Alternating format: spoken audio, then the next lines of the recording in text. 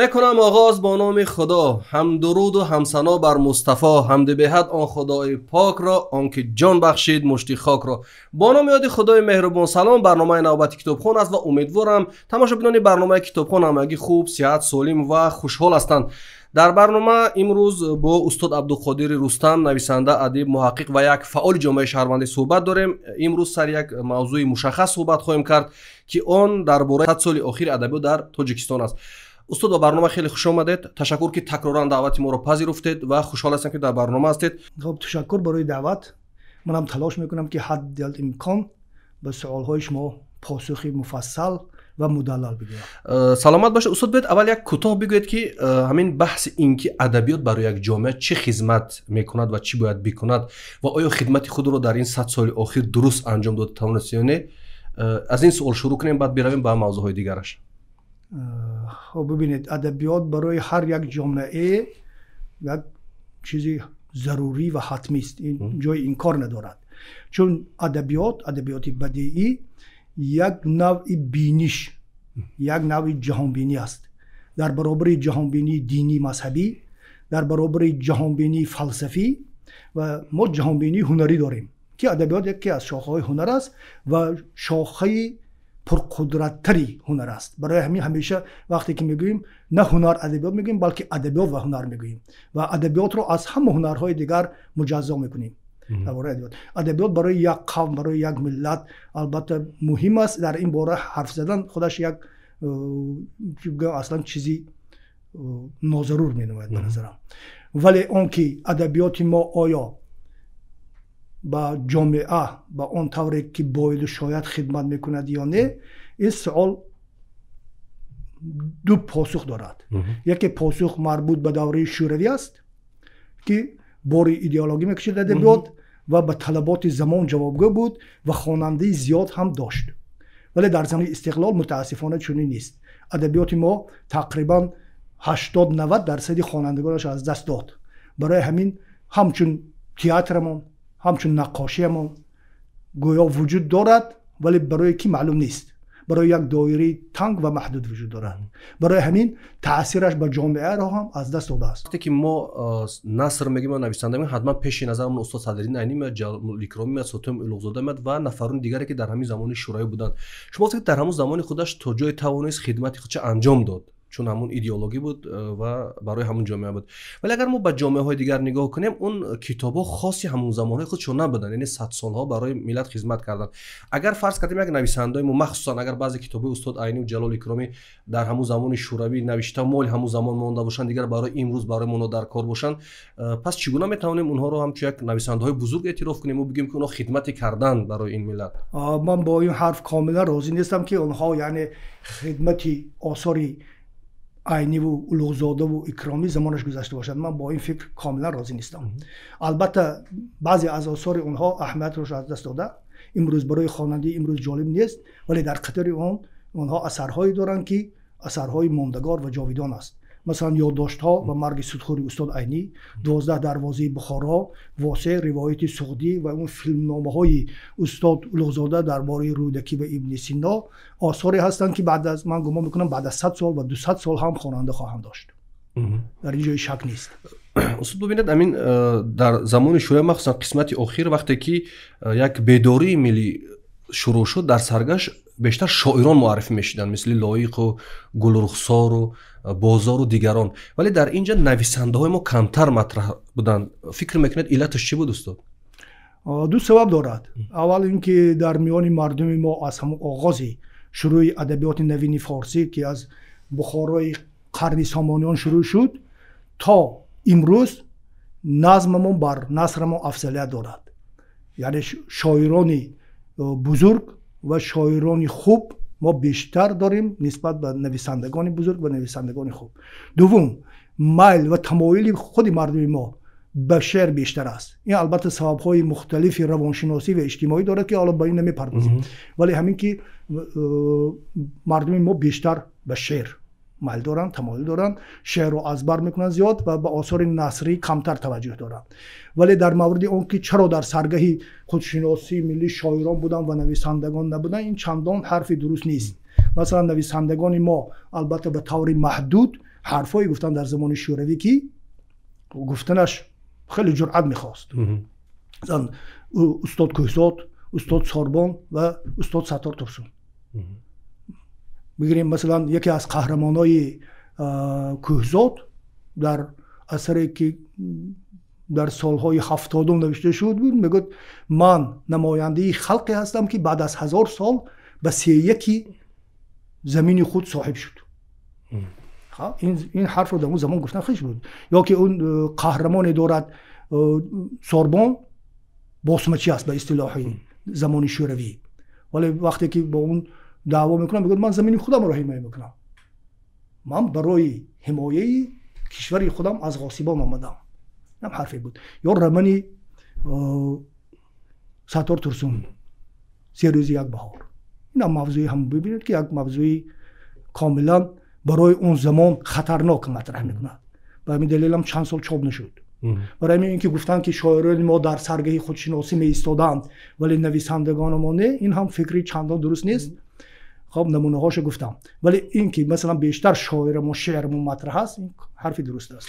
و بعد اگر از زمان استقلالیت هم این طرف بیایم، از شوروی زمان استقلال بیایم، میبینیم که بیشتر هم باز سر شعر و شاعری زیاد سخن شد و تبلیغ شد و نمایش‌های تلویزیونی شد، ولی کتاب نویسندگان کمتر تبلیغ شد و کمتر جا افتاد در جامعه، یعنی کمتر مطرح شد.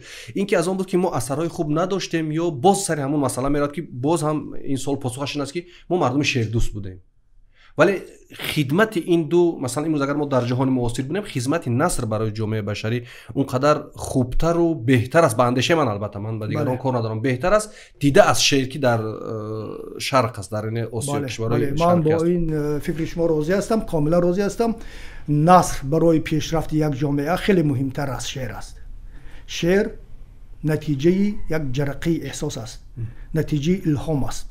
خب الهام شما شاعر می نویسد، الهامش نیست استراحت میکند، ولی نویسنده زحمت میکشد. نویسنده قبل از اون که زحمتی نوشتن بکشد تحقیق میکند. رمان تحقیق است، تحقیق بدیهی. البته در شعر مثلا در داستانها، استاد در داستانهای مثلا نمونهش داستانهای استاد مومن قناعت، در اونجا هم تحقیق و کانسپسیا وجود دارد، ولی در اصل در شعر لیریکی کانسپتی همچنانی وجود ندارد، یعنی کانسپسی فلسفی باشد بگوییم، چیزی که در نثر حتمی است و باید وجود داشته باشد. البته در بیشتر نمونه‌های نثری ما هم هیچ گونه کانسپتی نیست، هر چیزی که از دهانش آمده نویسنده نوشته است، ولی در اصل باید همطور باشد.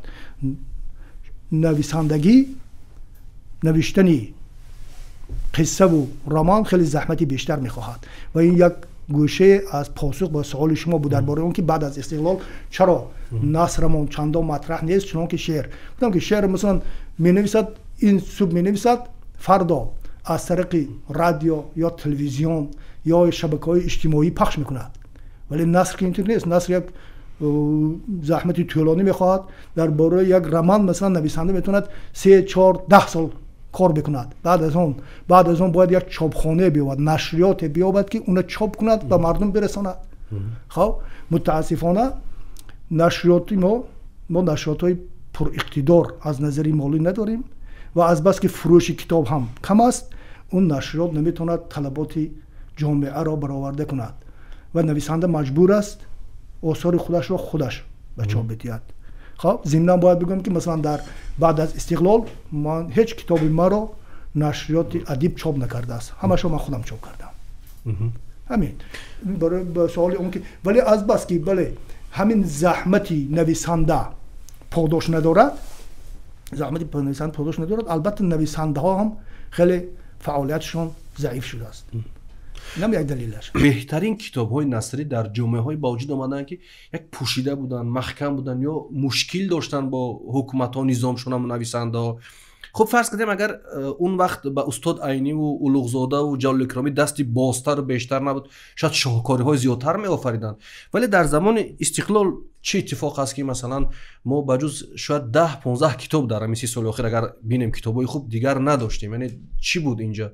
یعنی عامل ایدئولوژی که وجود نداشت، یعنی خیلی بازتر فضا زمان شورایی بود. چرا این سمت اثرهای خوب بیشتر پیدا نشد؟ اولش که مثلا در ادبیات شوروی تاجیک هم هیچ یک موردی نمیدونیم که یک رمانی نوشته شده باشد و چاپ نشده باشد بعد از 50 سال یا 40 سال یا 30 سال اون چاپ کرده باشن، چون که در ادبیات روس این گونه نمونه ها خیلی زیادند. درست، منظور من همین است. بله، اون میگن مقاومتی پنهانی نه یا زیر زمینی. نه مقاومتی چی بگه مواد متریال سپرتلینی متریال.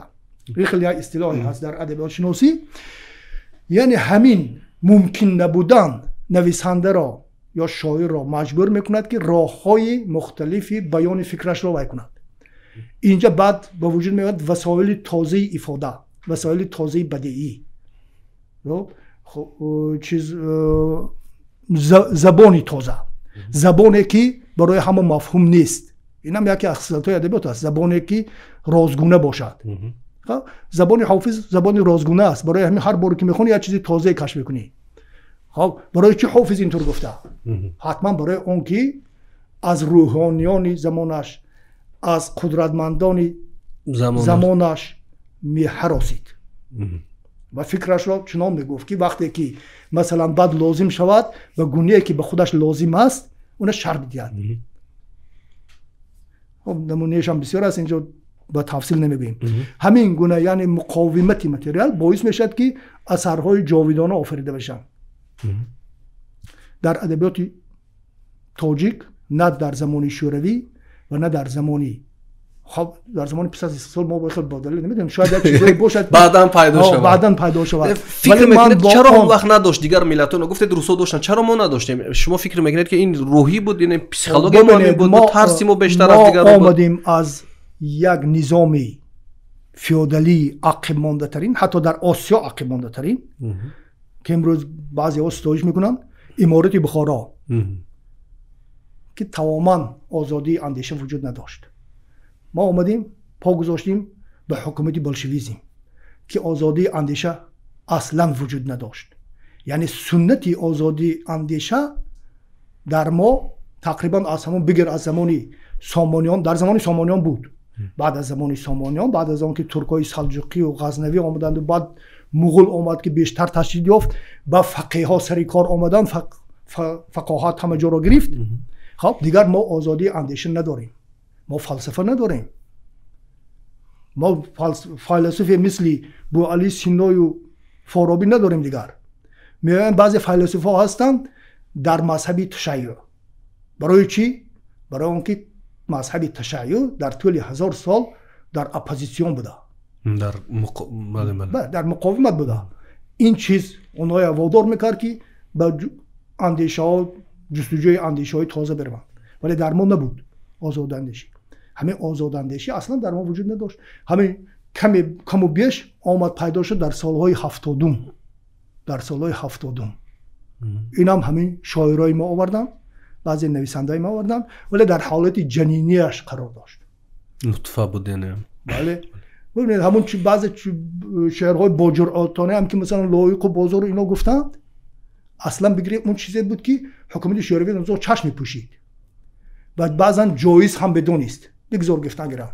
خب ما درباره تاریخ ما اون طرف نگاه میکنیم، نظر به گذشته آزاد بود، برای اون که در اونجا مقاومت مخالفت ما نه با حزب کمونیست، نه با بولشویکان، نه با روس‌ها، بلکه با ترک‌ها و مغول و این چیز بود. خب هر چیزی بگو در اون مورد، ولی در اینجا در مورد جامعه خودت تو نمیتونستی پای بیرون بگذاری. در مورد جامعه ما کمترین چیز مثلا جمعه اودینف گفت، نتیجهش اون شد که کتابش گرفتن از زیر ماشین موندن و پاره کردن پرتافتن. همین. حالا که اون چندان چیزی نبود، اون مثلا کتاب گذشت ایام جمعه اودینف نه در مقابل با ایدئولوژی کمونیستی است، بلکه یکی از نمایندگان این حزب رو انتقاد کرده. تمام. برای همین قدر کار. متاسفانه این نمونه‌هاش امروز هم می‌بینیم. در جامعه امروزی هم هست. استاد اکنون به اینجا برسیم که گفتیم که این یعنی تاریخاً بود 1000 سال که آزادی‌های ما بیشتر محدود میشد و نداشتیم و سرکوبگرایی بیشتر بود. اگر جوان امروزی بخواد از 100 سال ادبیات خودش چیزی بخواند، شما مثلا یک وقت توصیه دادید از همه ادبیات دنیا که چقدر کدام که نویسنده را خوانید، یک کس باید به عنوان یک کتابخوان و کتابدان و کتابشناس از شما سوال کنه که استاد از این 100 سال اخیر چی رو بخونیم و چی رو نخونیم شما چی توصیه میدهید؟ خب و چرا؟ پس در اینجا من میخوام که سیر معکوس کنیم. خوب مرحبا. سیر معکوس یعنی از امروز شروع کنیم بعد بریم با گذشته. بله. با چی دلیل؟ با اون دلیل که وقتی که خواننده یا خواننده فعال میخواد یک کتاب بخواند و قبل از همه باید نویسنده خودش رو بخواند، نویسنده که به زبانی او ایجاد کرده است و قبل از همه باید همزمانی خودش رو هم اثری خودش رو بله همزمانی خودش رو بخواند. با چی دلیل؟ به اون دلیل که در آثار همزمانش هست که یعنی این برد و باخت ها، تمایل ها، اندیشه های زمان منعکس می شوند. برای این باید از اینجا شروع بکند با این مسلح شود. بعد اگر برای ذوق بدیهی و هم اگر محقق باشد برای اون که خواهد ببیند که این ریشه هاش در کجاست بعد برد به عقب. خب از امروز شروع بکنیم. خب مرحبا. از این زنده ها که هستند من توصیه میکنم اثرهای یونس یوسفی. خب هم اون دو تا رمانی آخرش شینک و کشینو و هم حکایه هایش. متاسفانه من رمانی تامر خواجه را که اونم برنده جایزه سرای سنگ بله رودکی شد، متاسفانه من خودم تا حال نخواندم. برای من دربارش چیزی نمیتونم بگم ولی از بس که جایزه گرفته است یا ارزش دارد که گرفته است. خب بعد اکنون دیگر جوانان ما هستند که حالا تازه راهند. شاه منصور شامرزا، فردوس اعظم که در برابر غزل‌های خیلی خوب داستان‌های کوتاه هم می‌نویسد و تا صفحه فیسبوک منتشر می‌کند. بهمنیار مرادی، از اینا بزرگتر روشن مقسومزاد، سراج الدین اکرامی. دیگر نمیدونم. معذرت میخوام. حتما میرزا نصرالدین با اون یک رمانی تاریخی خیلی جالبی نوشت و هم بازگشت کنگور. من توصیه میکنم که این قصه میرزا نصرالدین متاسفانه از نظرها دور مونده. من خوانندگان فعال رو دعوت میکنم که حتما این قصه رو بخوانند. برای درک زمان ما بسیار مهم است، مخصوصا برای اون مخالفت های داخلی که ما داشتیم. این قصه رو خواندن بسیار ضروری است. بعد کی میموند اون طرف؟ متاسفانه دیگر کسایی که فوت کردند. مقاله استاد کویساد و سوربن و ستار ترسون و عبدالحمید صمد مخصوص نگفتم چون اینا میخوام بعدتر بگویم، چون اینا بیشتر نماینده اون سالهای 70 و 80 قرن گذشته هستند. از این طرف که بیاییم باید حتما بهمنیار، سیف رحیمزاد، محمد زمان صالح و انور میرزا حکیم عالم. من توصیه میکنم حتما این همین داستان‌های کوتاهی بسیار زیبایی دارد که از نظرهای هم از نظر تنقید ادبی و هم از نظر خوانندگان ما دور مونده‌اند. ولی حتما این سلسله حکایه‌های انور بسیار جالب است. از همون یکی از نکات جالبش استفاده خیلی ماهرانه گویش خوجند در داستان بدیعی. از همین نظر خب با اون طرف که میرویم همین نویسندگانی که نام بردم، عبدالحمید صمد، داستان‌های دوره اول ایجادات عبدالرافع رویزاد، استاد سوربن، استاد کویساد، ستار ترسون. بعد میرویم اون طرف جمعه دینایوف، گذشت ایام و دو پاوستی بسیار هم جالب دارد که هم سالهای آخر مثل این که اصلا چاپ نشده‌اند و برای خوانندگان صنف‌های بالای مکتب بسیار مهم است. انشا در مغزه آزاد و اوراق رنگین، دو پاوستی خیلی خوب است. اون طرف استاد محمدیوف که استاد محمدیوف در نثر ما بسیار کار بزرگی انجام دادند. همین چهره نثر ما اصلا طالوس شروع کرد، متاسفانه جوانمرگ شد، ولی محمدیوف ادامه دادن و تا به آخر رساندن. محمدیوف باید من گمان میکنم همه آثارش بخونید، حتی پوبلیتیستیکش و مقاله هاشم جالب هستند. یعنی یک جمله های بسیار استوار دارد، نثر خیلی قوی و استوار دارد. خب بعد گفتیم طالوس در اینجا دو نویسنده فانتاست ما مرحوم عبدالملک بخاری و عدش استاده باید خونه. بعد اون طرف که می رویم با این استادای بزرگ گیگانتای ادبیات تاجیک هستن. قولهای ادبیات تاجیک. بله. از این نسل من گمان میکنم همین استاد اکرامی، استاد اولوغزاده و صدرالدین عینی و بعضی حکایه هایی است، حکیم کریم. این چیزایی است که در نثر تاجیک من توصیه میکنم خوانند. و آثار البته فطرت بیشتر قبل از انقلابی است، لیکن چنان که استاد عینی میگوید رنگی تازه گرفتنی ادبیات تاجیک از عبدالرؤوف فطرت شروع می شود. آثار فطرت و تحف اهل بخارای مرزا حکیم سراج، اینا از آغاز شروع میشه. اینا آغاز نثر ما هستند، آغاز نثر نوین ما هستند، این تحگرسی هستند. اینا باید بخوانیم برای درکی همون زمانی امارت بخارا که گاه توصیف و تعریفش رو میشنیم. همین. بسیار جالب و مختصر ولی جالب استاد بیان کردید. من فکر میکنم خیلی یک معلومات مفید است برای برنامه بیننده های برنامه کتابخوان. همچون یک نویسنده فکر میکنید که همین حالت ما، همین حالت امروزی که ما داریم در ادبیات اگر به همین شکل دوام کردن گیرد، ما اثرهای خوب منتظر شویم پیدایش در جامعه؟ اینکه اگر به شکل تغییر نکند، اندیشه‌مون تغییر نکند، مناسبت همون با کتاب و نویسنده تغییر نکند، باز این حالت بحرانی تر می شود. شما چی رو میبینید؟ خب ببینید، ما اگر از وضع کتابخوانی جامعه بگیریم، مثلا چندان خوشبین نیستم، اگرچه با راه اندازی این آزمون فروغی سبی دانایی و این برنامه شما از جمله و باز چند تحرکات دیگر، سالهای آخر خواننده تاجیک کمی فعال شده است، کمی فعال شده. ولی اصلا اگر بگیریم از نظری تعداد خوانندگان، تعداد چاپ کتاب، چندان خوشبین نیستم. ولی خیلی قوی است اینکه نویسنده آن است که نمیتواند ننویسد. اصلی نویسنده اصلا همون است که نمیتواند نویسد. به همین دلیل صرف نظر از اون که وای خواننده دارد یا ندارد، نویسنده های به میدان میآیند که حتما می نویسند و حتما می نویسند. با اینکه جهان باز شده است، آموزش از ادبیات جهان بیشتر شده، مکتب های تازه ادبی وجود آمده، من گمان میکنم که ما به هر صورت باید یک آینده خوبی را منتظر باشیم. من گمان میکنم یک آینده خوبی در راه است، در موردی هم ادبیاتمان هم هنرمان. چرا این سوال را دادم استاد؟ حضور میخوام چرا سوال را دادم؟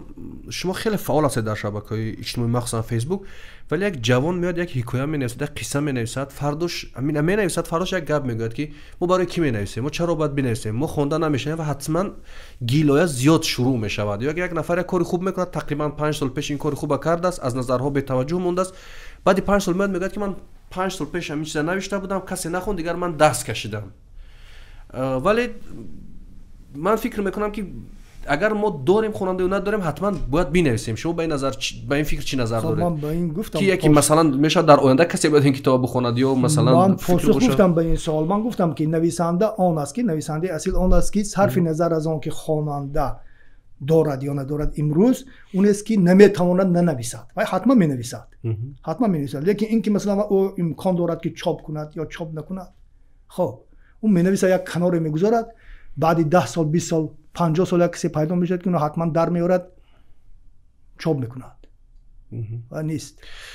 سوال آخر، ادبیات با فکر شما پورا باید از ایدئولوژی جدا باشد، مخصوصا نویسندگی پورا از ایدئولوژی باید جدا باشد، یا اینکه نگاه در خدمت ایدئولوژی بودنش هم خوب است؟ نبودنش چی منفعت دارد، بودنش چی منفعت دارد به فکر شما؟ یا پورا باید آزاد باشد؟ یعنی بخشش قید و بند شرط هیچ گروه احزاب سیاست حکومت وابستگی نداشته باشد؟ بله، این چیزی است که در ادبیات اروپا زیاد بحث بود. ژان پل سارتر اینا بحث کردن، نویسندگان متحد غیر متحد و این بحث به آخر است. هر کس نظر شما را فقط استاد میخوام. ولی نظر من این است که وقتی که نویسنده قلم به دست میگیرد که برای ترویج یک ایدئولوژی معین چیزی بنویسد، هیچ چیزی درستی از اون در نمیاد. ولی وقتی که نویسنده می نویسد، چون در این جامعه کنونی حضور دارد، در جامعه مثلا تاجیک حضور دارد، خواه و ناخواه این تمایل های فکری و اندیشه هایی که در جامعه حکمران هستند به اون تاثیر میرساند. اون صرف نظر از اون که اون میخواد یا نمیخواد، در یک جای از نوشته‌هاش حتما ظهور میکند، ظاهر میشد.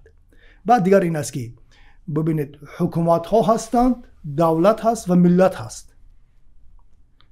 دولت به تعریف لنین ماشینی زوری است برای اداره جامعه. ولی بسیار مورد میشد که این اندیشه های دولت با ملت یکسان میشن، یک جامعه، و در این مورد ملت وحدت میاد، یک وحدت در جامعه وجود میاد در بین حکمرانان و بگویم شهروندان. این چیز باعث میشد که هم باعث پیشرفت دولت میشد، هم باعث خودشناسی بیشتری ملت میشود. این گونه موردها، در این گونه موردها جایز است که نویسنده یعنی در قید ایدئولوژی حکمران که به سود جامعهش است باشد، ولی از غیر این نه. از غیر این نه. نویسنده باید همیشه سخن حق بگوید. سخن حق. وقتی که حکومت ناحق باشد، مثلا اون وظیفه ندارد که در کنار اون باشد، از اون ناحق اون پشتیبانی میکند. وقتی که حرف حق رو میگوید باید در کنارش باشد و با اون مساعدت کند برای تحقق اون اندیشه ها. همین جواب من. از فردوس اعظم یادآور شد، یک سوالی در ذهنم پیدا شد که اگر یک نویسنده بیرون از کشور باشد و بخواد یک چیز بنویسد، فکر میکنید که همون روحیه همون ملت، مشکل‌های همون ملت همه چیز درک کرده میتواند که از بیرون ایستاده، مثلا اگر روز خود شما فرض کنید در فرانسه باشید، شرایطی بهتر داشته باشید، همه چیزتون مهیا باشد، امکان دارد که یک اثر خوب بیافرید، یا نه باید نویسنده حتما در داخل ملت و ملت باشد؟ چون این گونه نویسنده‌های مهاجر هم خیلی زیادن که اثرهای مشهور نوشتند و عالمگیر شده اثرشون. بله، این دو پاسخ دارد. اول اینکه ادبیات ابدیت است. فرق نداره که نویسنده در کجاست و اندیشه های عمومی جهانی باید بیان بکند. از این نظر هیچ تاثیر ندارد. ولی برای شناخت قهرمانش این اندیشه های عمومی بشر را به واسطه قهرمان ملی خودش افاده میکند. یعنی اگر نویسنده شناخت کافی از ملت خودش داشته باشد، از آدمان ملت خودش داشته باشد، از تاجیکان داشته باشد، اینا آموخته باشد، قلب اونها را، روح اونها را، مغز اونها را آموخته باشد، هیچ مشکلی ندارد. ولی وقتی که از این بریده می شود، وقتی که گسسته می شود، اون دیگر بحرانش شروع می شود. اون باید مجبور می شود رود در با مواد بیگانگان کتاب نویسد. خب من 14 سال در قزاقستان بودم. بعد از 14 سال برگشتم. من سالهای آخری که در قزاقستان بودم احساس کرده بودم که پایم از زمین کنده شده. یکی از سبب‌های اصلی که من برگشتم به تاجیکستان همین بود که من بیام در میان اینا باشم، در میان قهرمانای خودم باشم، در اینجا باشم که اینها را خوبتر آموزم. برای همین گفتم این دو پاسخ دارد، به همین دلیل است. استاد که از یعنی که اگر با تفصیل تر بگویم، اینکه ادبیات دو جنبه دارد، یک جنبه عمومی بشری و یک جنبه ملی. جنبه عمومی بشریش در هر کجا باشید با شماست، جنبه ملیش تا یک مدتی با شماست و بعد از آن گسسته میشد.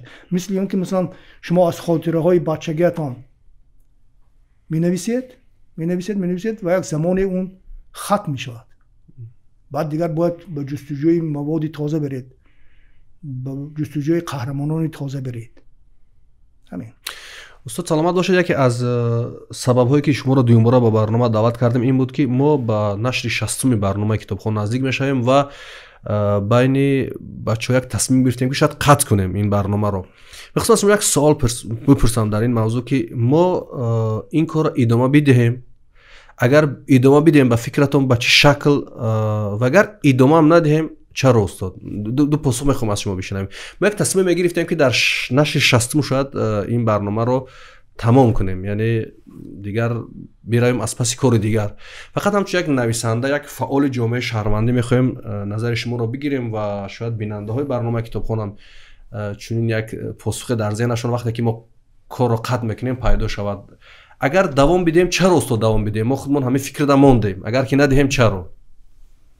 ببینید اگر شما همصحبت‌های جالب داشته باشید که اندیشه تازه داشته باشن، سخنی تازه داشته باشن، حتما باید ادامه بدید. ولی اگر این گونه همصحبت‌ها ندارید بهترش قطع بکنید. بعد دیگر یک چیز نمیتونه به طور به آخر ادامه پیدا بکند. نهایت یک پدیده که تولید میشد یا زمانی باید قطع بشد. همین از همین جهت اگر همصحبتان جالب دیگر نداشته باشید بهترش قطع بکنید. هم صحبتان جالب هستن ولی دعوت ما رو خوب بسیارش رد میکنند. خب یعنی همین اگر ما هم صحبت جالب بیافتیم برنامه رو ادامه بدیم بکنن دیگر مشکل اوناست. شما باید چرا از دنبال اونا بدوید. خب این کاری است که برای جامعه ما ضرور بود، برای جامعه ما ضرور است. اونا اگر همین رو درک نکنند، برای اون چیزی که برای جامعه لازم است وقت پیدا نکنند، دیگر یعنی شکل دیگر کنیم. اگر استاد یگام فکر دیگر داره که شکلش تغییر بدیم، پیشنهاد موضوع را دیگر کنیم، یعنی بریم کتاب معرفی کنیم یا یگام چیز دیگه در اندیش. ببینید وقت شما تقریبا هر ماه کتابای تازه چاپ میشن. من گمان میکنم که شما باید بهترین های اینا انتخاب بکنید، با یک کس سپارش بدید بخواند یا با دو نفر حتی. خودتون هم که مجری هستید بخونید، بعد بیاید دو نفری سه نفری درباره این کتاب همین کتاب معرفی بکنید، هم در موردش بحث بکنید که به همین طریق هم کتاب معرفی شود برای خواننده ها، هم اندیشه باعث تولید اندیشه در جامعه بشد. البته کتاب های برای انتخاب بکنید که ارزشی سخن گفتن دربارهشون داشته باشن. یعنی همچنین که فعال جامعه شهروندی احساس می‌کنیم ما نیاز به این گونه برنامه‌ها داریم. حتما ببینید در همین کشورهای اروپایی که حالا در ما بهانه پیش میارن که چون واسطه‌های الکترونی زیاد شده، تلویزیون و این اینترنت شده، به همین دلیل کتابخوانی کم شده. اینطور نیست. در جامعه‌های پیشرفته اروپایی و آمریکا مثلا در برابر اون که این وسایل الکترونیشون خیلی پیشرفته‌تر از ما هست، سریعتر از ما هست، باز هم چاپ کتاب کاغذی با تیراژهای خیلی بالا ادامه میکنند. کتابایی هستن که در یک هفته 100,000 فروخته میشن. ولی همین ها میبیان در مشهورترین مجلاتشون، در مشهورترین روزنامه هایشون یک گوشی مخصوصی برای منتقدین ادبی دارن که هر هفته یک کتاب رو در اونجا معرفی میکنه، بررسی میکنه. در ما این چیز وجود ندارد. تشکر استاد.